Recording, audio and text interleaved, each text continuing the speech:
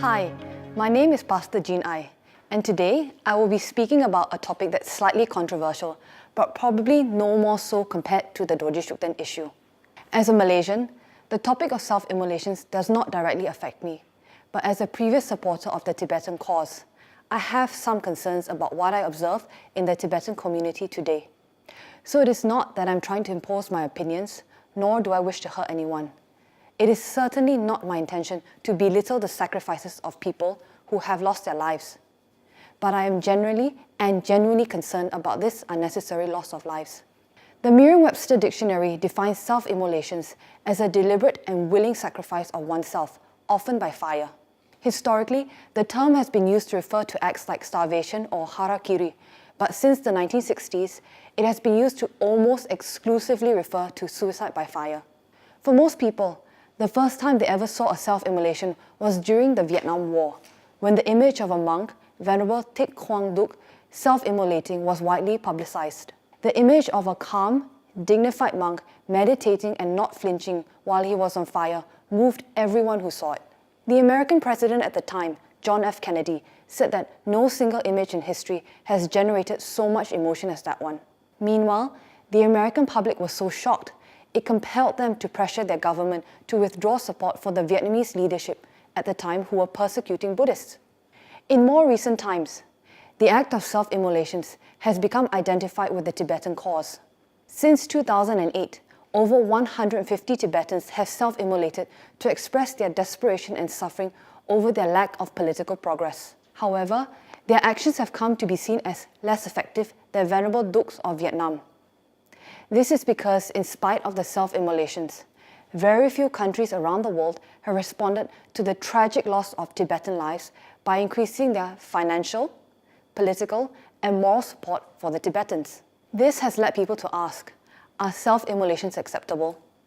The act of self-immolations can be examined from two perspectives, secular and spiritual. From a secular point of view, when you engage in any form of protest, you do so because you want to bring about a particular result. So if that form of protest is not gaining the desired result, you have to wonder if it really makes sense to continue in the same way instead of changing tactics. Although over 150 Tibetans have given their lives, world leaders have either maintained or even reduced the amount of support they give to the Tibetans. For example, India, who is the Tibetans' greatest benefactor, and who should theoretically be more sympathetic towards the Tibetan plight, continue to maintain their one China policy in spite of these self-immolations. So if even India is not moved, why do Tibetans continue in this act? Observers have also examined the Tibetan self-immolations from a spiritual point of view because the Tibetans are famously Buddhist. As Buddhists, we believe in the preciousness of human life. It is the first chapter of the Lamrim, which is the book studied by the vast majority of Tibetan Buddhists all around the world. Buddhists talk about the preciousness of human life because it endows us with the mental and physical capacity and the environmental factors to study, understand, and practice the Dharma. So from a Buddhist perspective, everything about self-immolations is not acceptable. As a lay Buddhist, it is one of your refuge vows not to take the life of another sentient being, and that includes yourself. And as an ordained Buddhist, it is one of your core ordination vows not to take any life. So once you break that core vow, unfortunately, you are no longer a monk. Secularly and spiritually speaking, therefore, there is very little reason to continue with self-immolations. Secularly, it is not getting the Tibetan community the results they want, and spiritually, it does not match their Buddhist culture and principles. So now the question is, why has the Tibetan leadership allowed it to continue for this long? After the 20th, 30th self-immolation, why didn't the government speak up strongly against it to stop it and to tell the people that it is not working to pressure world leaders to increase their support for them? And what are they doing now to stop more Tibetans from giving up their lives? Unfortunately, it seems that not much, or rather, not enough is being done. I have some friends who live in the Tibetan settlements, and they've told me it's frustrating for them to see the self-immolation memorials because it makes the self-immolations look good. There's one in Delhi's Majnu Katila Tibetan settlement, for example, and another in Dharamsala. And these kinds of memorials kind of glamorize the deaths and therefore encourage people to follow in the self-immolators' footsteps because they know they will be celebrated for their act, which they feel demonstrates their loyalty to Tibet. All of this will only lead to more Tibetan lives being lost, and my friends just don't want to see this happening anymore. They would rather have more Tibetans live to fight another day than to give up their lives now. Friends have also told me that people do wonder why the Tibetan leadership spends money on these memorials, when perhaps they should be using this money to build schools, to fund hospitals, to establish libraries, to help improve the lives of the Tibetans in exile. Why tell someone you love them after they've died when you can show it to them while they're alive?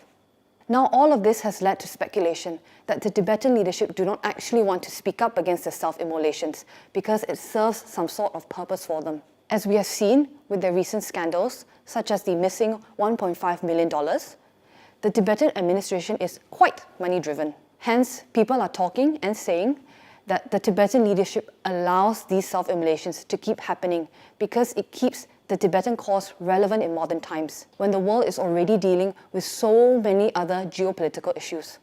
So as long as the Tibetan cause remains relevant and Tibetans continue to die in the name of Tibet, it means people will continue to donate and sponsor their government. But the sad fact is, these 150 over deaths have not led to much. In fact, day by day, support for the Tibetan leadership continues to decrease, while the world opts to form positive bilateral relations with China, arguably the world's most powerful economy today. So again, we go back to the question, why do the Tibetan leadership allow the self-immolations to continue when the only thing it seems to be doing is reducing the number of Tibetans? After all, Tibetan lives are much, much more precious than any money their leadership can receive. If we give them the benefit of the doubt, perhaps the Tibetan leadership did try to stop it, but people are not listening. However, it is very difficult for me to believe that they have run out of ideas to try and stop the self-immolations. Take the Dorje Shukden ban, for example. The Tibetan leadership have printed books, brochures, film videos, hung up posters, all telling people over and over again to give up Dorje Shukden. They've spoken out so strongly against the Dorje Shukden practice. They've even gone so far as to expel monks from their monasteries if they refuse to give up Shukden. So how come the Tibetan leadership have not gone to the same lengths when it comes to self-immolations? That is the question many people are asking. People are also saying that when so many Tibetans have self-immolated, it actually reflects the lack of hope they feel in their Tibetan leadership. The fact is, within effective governments where people have their voices heard, the population does not need to self-immolate in protest. They have proper democratic channels through which they can make their voices heard. It's only in autocracies and authoritarian regimes, or when the people are desperate because no one knows they're suffering, that they have to resort to such extreme acts of protest which involves giving up their lives. In his press release regarding self-immolations, my teacher, His Eminence Tsem Rinpoche, said that the act of setting oneself ablaze is not one that should be glorified, politicized, or encouraged as a means of accomplishing personal or political agendas. As Buddhists, we should reject all forms of violence and use our precious human lives to seek more positive ways to create the change we want. Rinpoche urged the Tibetan leadership to speak up more strongly against the self-immolations. Rinpoche suggested that they can make announcements and send representatives to all the Tibetan settlements. Educate people on why they should stop self-immolating, because Tibetan lives are precious and giving it up is not helping to raise awareness or support for the cause. Rinpoche has also respectfully requested His Holiness the Dalai Lama to speak up firmly and ask Tibetans not to destroy their own lives and to achieve their cause through peaceful means. After all, if His Holiness has spoken out strongly against the practice of Dorje Shukden, he can also do the same against self-immolations. In summation, I offer for you Rinpoche's actual words of request. I humbly request the Tibetan leadership and governments around the world to end needless suffering. Please be more compassionate. Please open your hearts.